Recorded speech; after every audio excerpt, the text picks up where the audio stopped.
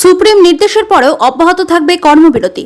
সাফ জানিয়ে দিলেন মালদা মেডিকেল কলেজ হাসপাতালের জুনিয়র চিকিৎসকেরা। মালদার মথুরাপুরে অভয়া ক্লিনিকের মাধ্যমে আজ মানুষকে চিকিৎসা পরিষেবা দেন মালদা মেডিকেল কলেজ হাসপাতালের জুনিয়র চিকিৎসকেরা। 10টিরও বেশি বিভাগের চিকিৎসকেরা সেখানে হাজির ছিলেন। চিকিৎসার পাশাপাশি বিনামূল্যে ওষুধও দেওয়া হয়।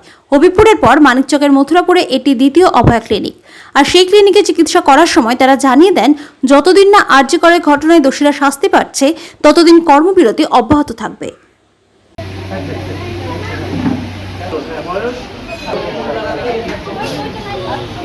इनको भी दे देना पैड भाईजान, इनको भी पैड दे दे, जल्दी होगा।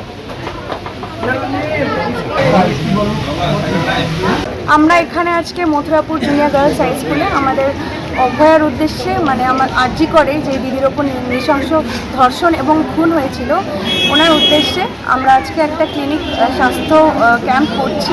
সেখানে আমাদের বিনামূল্যে ওষুধ দেওয়া হচ্ছে এবং রোগী দেখা হচ্ছে। বিভিন্ন বিভাগ রয়েছে এখানে, জেনারেল মেডিসিন, জেনারেল সার্জারি, স্ত্রী প্রসূতি, শিশু বিভাগ, নাক কান গলা চোখ সমস্ত কিছুই রয়েছে।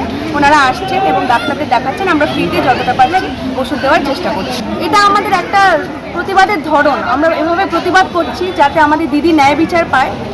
আমরা তো আমাদের হাসপাতালে কর্মবিরতি রেখেছি, আমরা জুনিয়র ডাক্তাররা।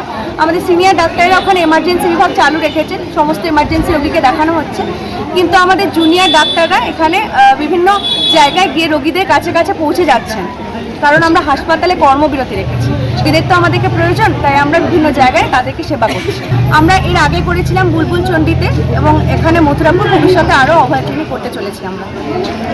আমাদের কর্মবিরতি এখন আমরা তুলতে পারছি না, কারণ আমরা তো বিচার পাইনি না। আমাদের কর্মবিরতি বিচারের জন্যই, যতদিন না উপযুক্ত বিচার আমরা পাবো ততদিন আমরা কর্মবিরতি তুলতে চাই না। উদ্দেশ্য হচ্ছে যে এখানে যে গরিব মানুষজন রয়েছে বা আরও যারা রয়েছে তাদেরকে হচ্ছে যে বিনামূল্যে যাতে চিকিৎসা দেওয়া হয়। এবং আমরা যে মালদা মেডিকেল কলেজে আমরা জুনিয়র ডক্টররা যারা কর্মবিরতিতে রয়েছি, তো সেটা ওখানে সিনিয়র ডক্টররা কাজ করে যাচ্ছেন, অসুবিধা নেই। কিন্তু সেটাও যাতে কর্মবিরতি না থাকে, আমরা যাতে সেই পরিষেবাও দিতে পারি, সেটার জন্য আমরা বিভিন্ন জায়গাতে অভয়া ক্লিনিক করছি, তো রোগীর পরিষেবা যাতে ব্যাহত না হয়।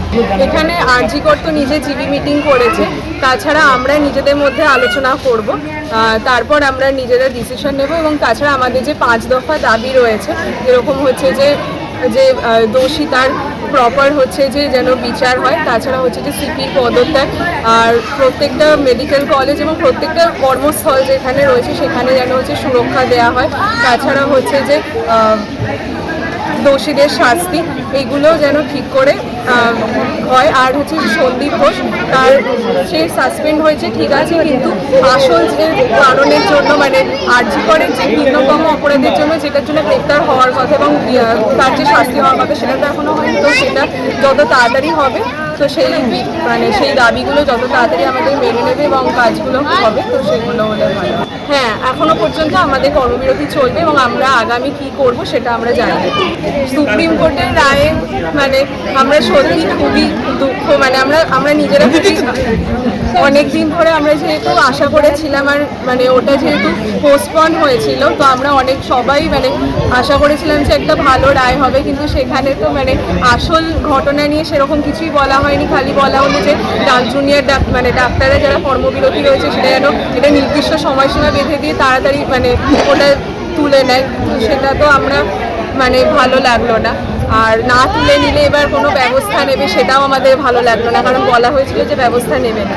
আর যে কারণের জন্য আমরা কর্মবিরতি রয়েছি সেই কারণটার যে বিচার হবে সেই বিচারের কোনো রকম হচ্ছে যে স্টেটমেন্ট আমরা পাইনি, পরিষ্কার কোনো স্টেটমেন্ট। তো সেটা নিয়ে আমরা খুশি নই। হাই হতে করেছি আর এখন এখানে পরে আরও চলবে।